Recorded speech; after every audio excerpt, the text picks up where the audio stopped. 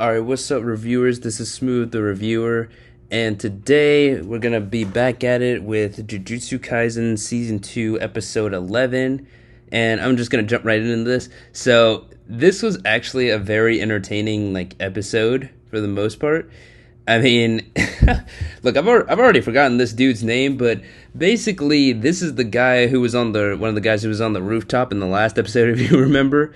And basically, we have here Yuji and Fushiguro having to fight him, and this is just a really funny fight. If you watch the episode, you'll see why this is such a funny, hilarious fight, because basically this dude starts off not being able to be hit, basically. So basically he's like Gojo, but except he can't except you can hit him, but it won't do any damage at all. So obviously that's a problem. If you can't be damaged, this dude, he literally survived a fall from the 41st floor, I think Fushiguro said, because basically the episode starts off all the way back here when we have our crew of 3. Crap, I already forgot this middle guy's name too. Why am I forgetting everyone's names? Either way, we start off with them trying to break the veil, but then they immediately realized people are so basically veils are stronger if you're outside of it. So you can activate a veil, and if you're because veils are meant to protect you if you're inside of it. But they learned that if you're outside the veil, then you're more vulnerable, and that makes the veil stronger. So that's a very cool detail that we all know about veils now. But anyways, basically these 3 can immediately tell that these guys are hiding on Shibuya Central Tower, which is funny. It's literally, I even knew it before they found it out, because literally the camera just focuses right there on the tower, right at this moment, and and as you can see, it's panning up to it. Anyways, so we got these 3 the old heads, I guess. Basically, they think they're safe in this tower because there's disfigured humans inside of it, but they immediately realized they effed up, because we got this string, because Yuji and Fushiguro use this string sort of thing, and they just fly up here and tangle these guys up immediately. And I guess we have this short thing right here with Maki saying that these are effective. It's pretty funny. Anyways, so like I was saying earlier, they grab this guy, and then they make this guy fall all the way to the 41st floor, which is crazy. But they're upperclassmen. This upperclassman dude, basically, he's supposed to help destroy the veil also, but this guy is obviously holding on to the other 2 nails that they're supposed to destroy. So that's why, right there you can see in his hand he has the other 2 nails that keep the veil up. So that's pretty interesting. You don't have to be the person doesn't have to be the reason that the veil is up. You can just put these nails down and they'll just make a veil. So that's pretty interesting too. But anyways, moving on. So moving on here. So basically this upperclassman, he's got to fight this granny and this guy also. So here we finally figured out what this guy's ability does. Moving past this amazing intro. So this is a guy who really respects Nanami, and he wants Nanami's approval first before he can become a first grade sorcerer, which is pretty, cool. He basically says that he wants to do things the right way and go through the process of it. He's one of those kind of guys, and also, he just wants Nanami to accept him and give him his approval. So that's pretty cool. So then we finally here get to see what this guy's abilities are. And basically his ability is the Seance, hopefully I'm saying this right, the Seance technique, auspicious beast summon. So basically he's not really that much like Fushiguro. He's somewhat like him, but he can just use basically the powers of these 4 beasts basically. So he doesn't like summon them like monsters like Fushiguro does. He just uses their power, and these are like the 4 like great beasts or something like that. So yeah, we get to see some like action here where our upperclassman is fighting this guy, and this guy is just keeps a non-serious face the whole time. It's really weird. Like the upperclassman is like basically beating this guy up, but he's just like, he's kind of like the other guy. He's just kind of like unfazed by it, even though he is getting hurt because the drill that the upperclassman shot earlier, basically that did damage him, but he's just kind of like shrugging all of this off, basically. Until though, I'm gonna just skip past here because that's just more of them fighting. Wait, the no comment part. Hold on. Is he not damaged at all? I thought this wouldn't take long. and then Yuji says no comment. That is definitely some like Western influence on Japanese culture right there. No comment. At least, I mean, I could be wrong. I'm sorry. Whatever. Moving on. So more attacks with this guy, and then this is really this scene right here is what has everyone in a buzz after this episode. So he's basically over here just trying to protect his granny and all that. But then this granny just pulls an Uno reverse out of nowhere. And basically somehow summons Toji back. Yo, then this guy's face just starts like transforming into Toji's. This is really like weird and like creepy, but like still cool at the same time. So hold on. Then we go past that, and like basically we get to learn like what. Oh right, this is baby Gojo, bro. Everyone like spam baby Gojo in the chat. I said the chat. What is wrong with me? So then we get this scene right here where this daughter is basically showing off her uniform to her father, but then this turns out to be the old woman in disguise. And she just like, straight up murders this man. And bro, she did not have to do this guy like that. Like before this, they were having a conversation of like, about like the little girl's mother, and like her mother like basically like cheated on her father. At least that's what he says, and that's why he doesn't like her. But then this granny over here just drops like the disrespect, saying it was her mother that she screamed for when she died. Bro, that is not, if you're a dad, that is not what you want to hear when that is not what you want to hear when knowing that your daughter died.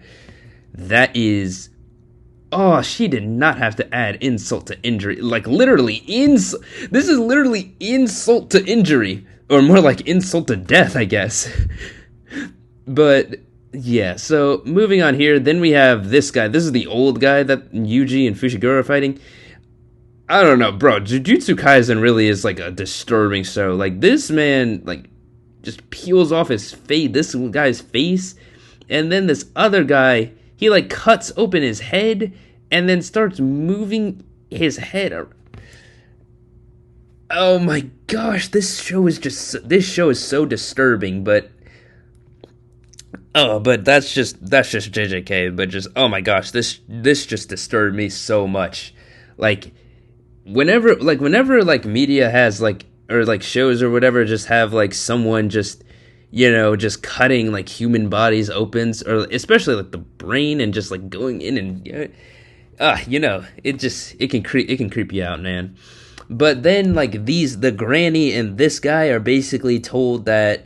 They're told about Gojo, and like there's a bounty on him. They put a bounty of 100 million yen over Gojo, and this is when he was a kid. Because like, wait, hold on, we're gonna go here.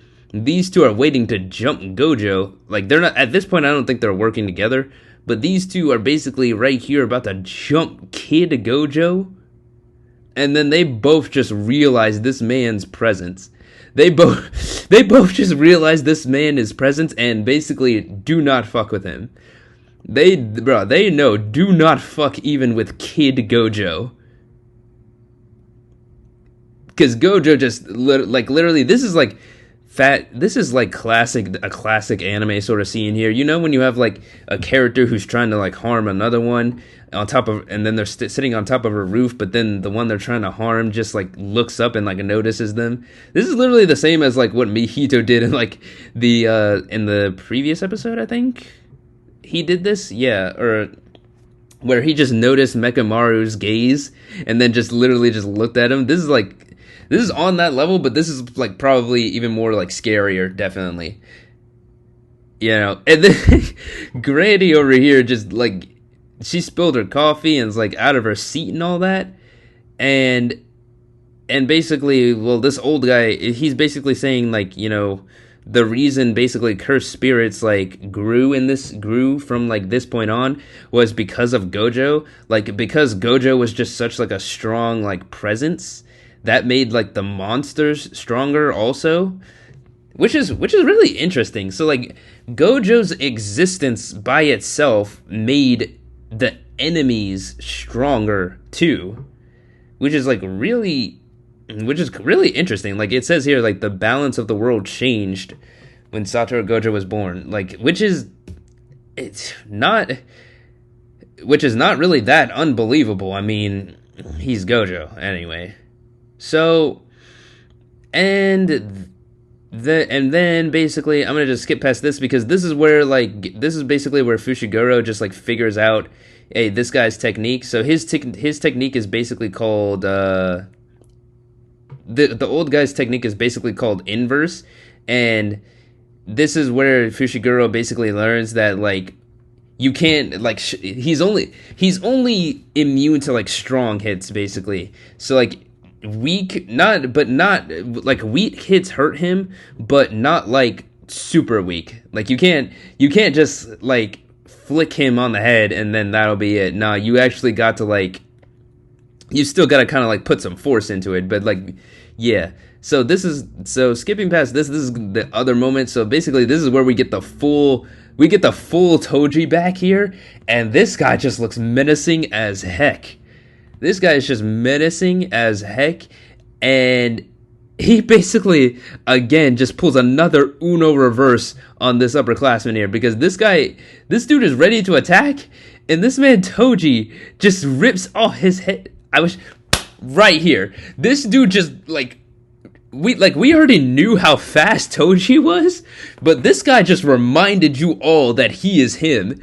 This man Toji just reminded us all that he is him. This man just casually just takes off this man's mask, because like this guy's technique doesn't work unless he has his like mask on, but he just casually takes it off and then starts beating the crap out of this guy. Like, wait, look at, he's just looking, oh my god, look at this.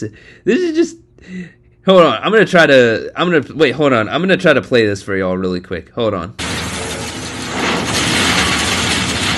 Bro, what the hell? And bro, oh my gosh, there are so many like instances in this arc. This is why this arc is like so good, because just moments like that are just so like shocking and crazy. And there's a lot of like blurring. Geez, I wonder if this is gonna be like a season sort of long thing where we just have those shots where it's just like all like blurry and like basically to show like the speed and like how strong someone's fists are. I don't know, but moving on. So yeah, I've already pretty much said everything I needed to about this fight. So this is just another like sort of funny moment, like sort of like right here they figure it out, but then he turns out he actually got hit. And so where's the last moment? This is the last moment. So basically Yuji this is the final thing I wanted to talk about. So yeah, Yuji just right here, he's like full cursed bodied up, and he goes in for a strike. And then this man stops his strike mid-air, and then, like I said before, he just goes for like a normal punch, and that basically does the trick. and then this guy is just down for the count, and that's just like another just like funny sort of moment right there.